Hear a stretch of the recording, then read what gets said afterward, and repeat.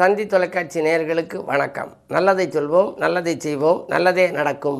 இன்று 14/9/2025 ஞாயிற்றுக்கிழமை.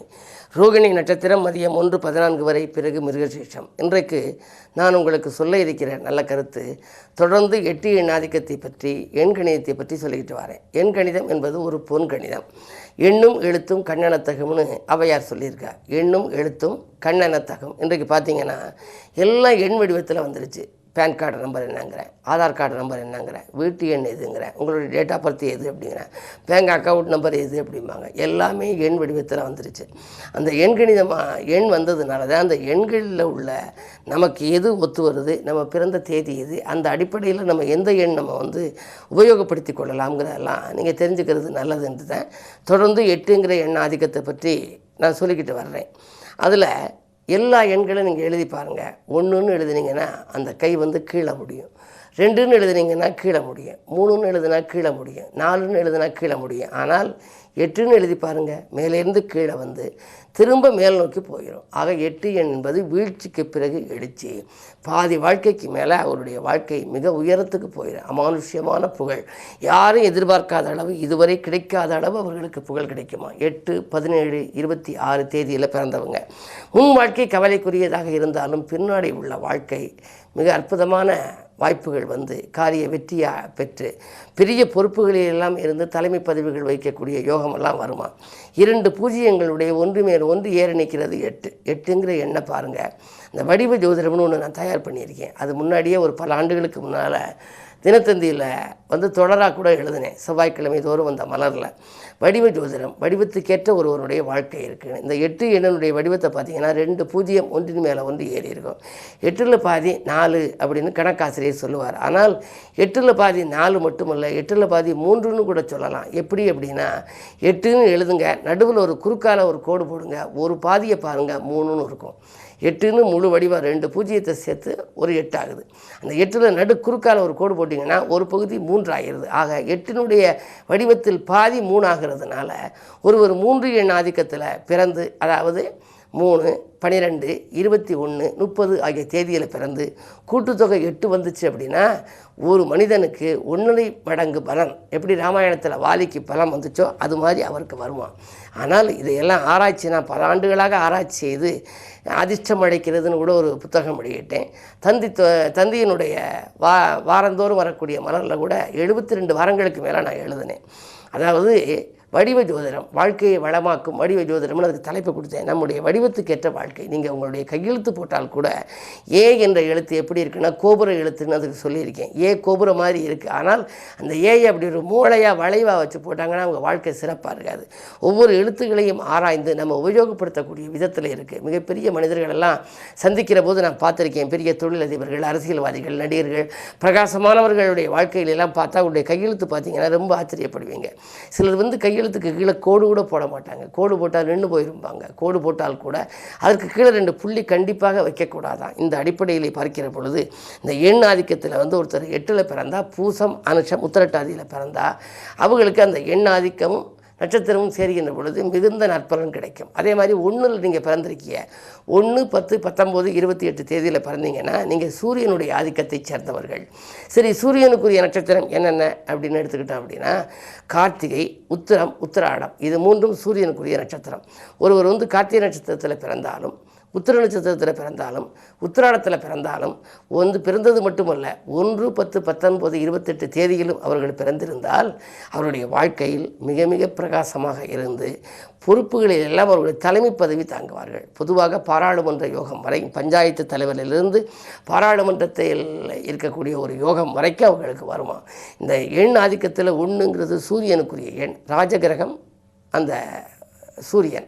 அதுக்குரிய எண் ஆதிக்கத்தில் பிறக்கிற போது அவங்களுக்கு ராஜாங்க யோகம்னு வந்துடும். ஆனால் இந்த எண் ஆதிக்கத்தில் பிறக்கிறவங்களுக்கு எந்தெந்த வயது காலங்களில் கவனமாக இருக்கணும், எந்தெந்த நோய்களுக்கு அவர்கள் ஆட்பட நேரும், எந்த தெய்வத்தை நம்ம போய் கும்பிடணும், எந்த தெய்வத்தை இல்லத்தில் நம்ம வச்சிருந்து கும்பிடணும், எந்த தெய்வத்துக்குரிய சிறப்பு ஸ்தலங்களை தேர்ந்தெடுத்து பரிகாரங்கள் செய்யணும், அப்படிலாம் ஏராளமான கருத்துக்கள் இருக்குது. ஜோதிடம்ங்கிறது ஒரு பெரிய கடல், ஆழ்கடல். அதில் குளித்து முத்தெடுக்கிறதுங்கிறது சாமானியம் இல்லை.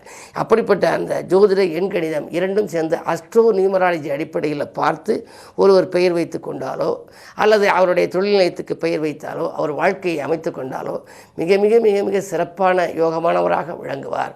அவர் கூப்பிட்டு பேசுவோராக இல்லாமல் கும்பிட்டு பேசுவோராக மாறக்கூடிய ஆற்றல் கூட உண்டு என்று சொல்லி இந்திய ராசி பலன்களை இப்பொழுது உங்களுக்கு வழங்கப் போகின்றேன்.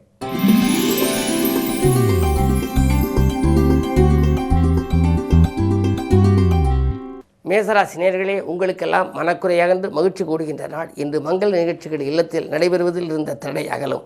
வாங்கல் கொடுக்கல்கள் சீராகவும் சிறப்பாகவும் இருக்கும். நண்பர்கள் ஒத்துழைப்போடு நல்ல காரியம் இல்லத்திலே நடைபெறப் போகின்றது. இன்று பயணம் கூட உங்களுக்கு பலன் தரும் விதம் அமையும்.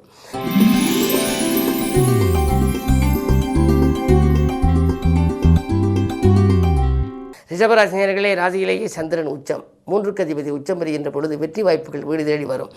அதாவது 3ஆம் இடம் என்பது தான் முக்கியமான இடம் ஒரு ஜாதகத்தில். அது வெற்றிகள் ஸ்தானம், ஆகையினாலே சகாயஸ்தானம். அந்த ஸ்தானாதிபதி சந்திரன் இன்று உச்சம் பெற்றிருக்கிறார்.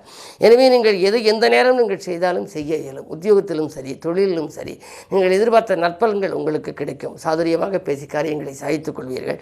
நண்பர்களை நம்பி நீங்கள் ஒப்படைத்த பொறுப்புகள் நல்ல விதமாக முடியும். இன்று உங்களுக்கு மாலை நேரம் மகிழ்ச்சி பயணமும் அதனால் ஆதாயமும் உண்டு.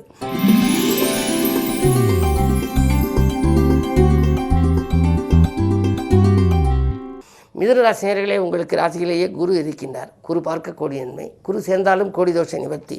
எனவே இன்று எந்த பிரச்சனையை சந்தித்தாலும் கடைசி நல்ல முடிவுக்கு வந்துவிடும். வாங்கல் கொடுக்கல்கள் உங்களுக்கு சிறப்பாகவே இருக்கிறது. விரயத்துக்கேற்ற வருமானம் வரும். வீடு மாற்றம் பற்றிய சிந்தனையும் மேலோங்கும். கற்றிய வீட்டிற்கு குடிபோகலாமா அல்லது மீண்டும் வாடகை வீட்டிலேயே குடியிருக்கலாமா என்றெல்லாம் நீங்கள் சிந்திப்பீர்கள். உங்களுடைய சிந்தனைகள் எதுவாக இருந்தாலும் அதற்கு நல்ல பதில் கிடைக்கக்கூடிய நாள் இந்த நாள்.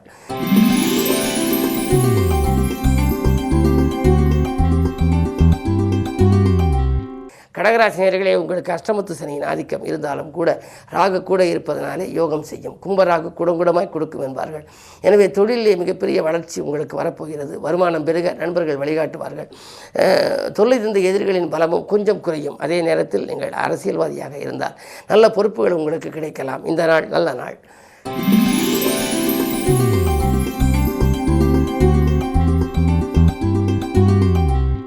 சிம்மராசி நேயர்களே, உங்களுக்கு ராசியிலேயே சூரியன் சுக்கிரன் கேது. சுக்கிரன் 3ஆம் இடத்துக்கு அதிபதி, சகாய ஸ்தானாதிபதி ராசியில் ராசிநாதனோடு. அப்புறம் என்ன, இன்று நீங்கள் எதை தொட்டாலும் தொட்ட காரியங்கள் எல்லாம் வெற்றி கிடைக்கும். சுகங்களும் சந்தோஷங்களும் வந்து சேரும். வாழ்க்கை தேவைகள் பூர்த்தியாகும். தொலைபேசி வழியில் வருகின்ற தகவல் தொழிலுக்கு உறுதுணையாகவும் உங்களுக்கு இருக்கும். திட்டமிட்ட காரியங்களை திட்டமிட்டபடியே செய்து முடிப்பீர்கள். அதே நேரம் லாபஸ்தானத்திலே குரு, லாபம் அதிகமாக புரளப் போகின்றது. நீங்கள் தொடங்கிய தொழிலில் இவ்வளவு லாபம் நீங்கள் பார்த்திருக்க மாட்டீர்கள். இன்று கணிசமான லாபம் கைகளில் புரளும். இந்த நாள் நல்ல நாள்.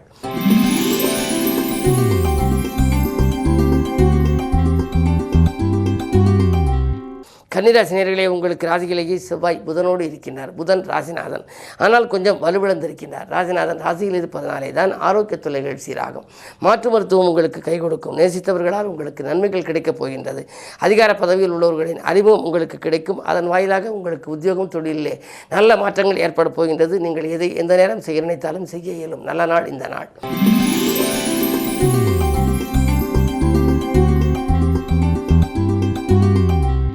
துலாம் ராசி நேயர்களே, உங்களுக்கெல்லாம் இன்று அஷ்டமத்து சந்திரன் ஆதிக்கம், சந்திராஷ்டமம்.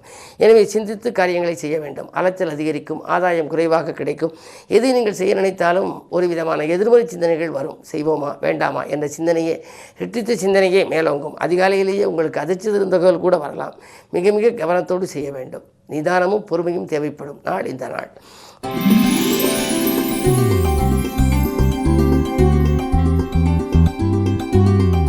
விருச்சிக ராசி நேயர்களே, உங்களுக்கெல்லாம் இன்று சந்தோஷம் அதிகரிக்கின்ற நாள். சார்ந்து இருப்பவர்களால் தனவரவு உண்டு. எதிரிகளின் பலம் குறையும். வரும் வாய்ப்புகளை எல்லாம் உபயோகப்படுத்திக் கொள்ளக்கூடிய ஒரு புத்திசாலித்தனம் உங்களுக்கு உண்டு. சூரிய பலம் நன்றாக இருப்பதால் பழைய தொழிலை விட்டுவிட்டு புதிதாக தொழில் தொடங்கலாமா என்று சிந்திப்பீர்கள். மக்களுடைய செல்வாக்கு உங்களுக்கு அதிகரிக்கும். பொது வாழ்வில் இருப்பவர்களுக்கு இன்று நல்ல பொறுப்புகள் தானாகவே வரலாம். இதுவரை எதிர்பார்த்து ஏமாந்திருப்பவர்களுக்கு இன்று நல்ல பொறுப்புகள் மேலிடத்திலிருந்து உங்களுக்கு அறிவிக்கப்படலாம். இன்று உங்களுக்கு ஒரு இனிய நாள், யோகமான நாள்.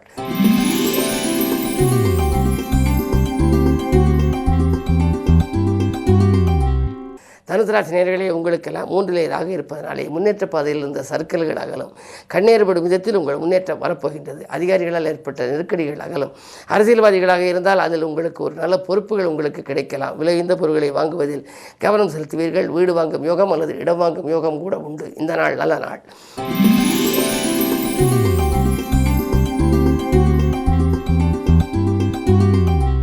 மகர ராசி நேயர்களே, உங்களுக்கு மனதிற்கு இனிய நாள். இன்று நீங்கள் எதை எந்த நேரம் செய்ய நினைத்தாலும் செய்ய இயலும். ஆரோக்கியம் சீராக்கி ஆனந்தப்படுத்தும். நினைத்தது நிறைவேறும். நிகழ்கால தேவைகள் பூர்த்தியாகும். சொத்துக்கள் வாங்குவது விற்பது பற்றியும் சிந்திப்பீர்கள். புகழ்பெற்ற ஆலயங்களுக்கு சென்று வழிபட்டு வந்ததன் பலனாக இந்த காரியம் முடிந்தது என்றெல்லாம் சொல்லி நீங்கள் மகிழ்ச்சி அடைவீர்கள். திருமண யோகம் கூட உங்களுக்கு கைகூடலாம். சுக்கிரபலம் நன்றாக இருப்பதால் பெண்வெளி பிரச்சனைகள் அகன்று நீங்கள் இன்று மனதிற்கு இனிய சம்பவம் இல்லத்தில் நடைபெற்று மகிழ்ச்சியை வரவழைத்துக் கொள்ளப் போகின்றீர்கள். இந்த நாள் இனிய நாள், யோகமான நாள்.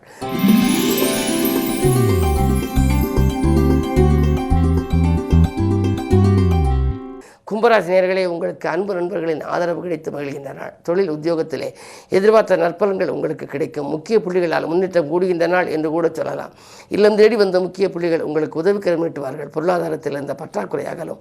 நாட்டுப்பற்று மிக்க நண்பர் ஒருவரால் உங்கள் குடும்ப பிரச்சனையை தீர்த்துக் கொள்வீர்கள். பஞ்சமஸ்தானத்தில் குருவின் பார்வை இருப்பதால் பண தேவைகள் உடனுக்குடன் பூர்த்தியாகும். இந்த நாள் நல்ல நாள்.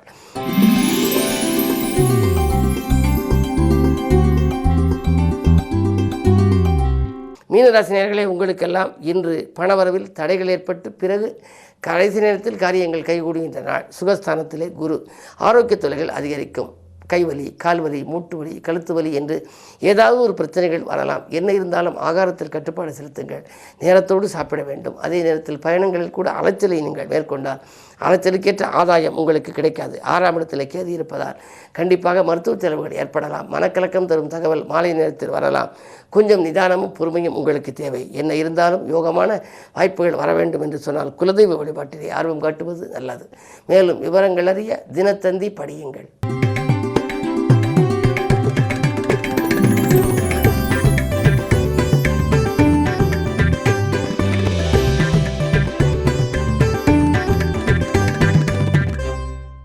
ஃப்ரெண்ட் ஆக்கிக்கோங்க. தந்தி டிவியின் சப்ஸ்கிரைபர்ஸ் அண்ட் ஃபாலோவர்ஸ் குடும்பத்துல நீங்களும் இணையுங்க.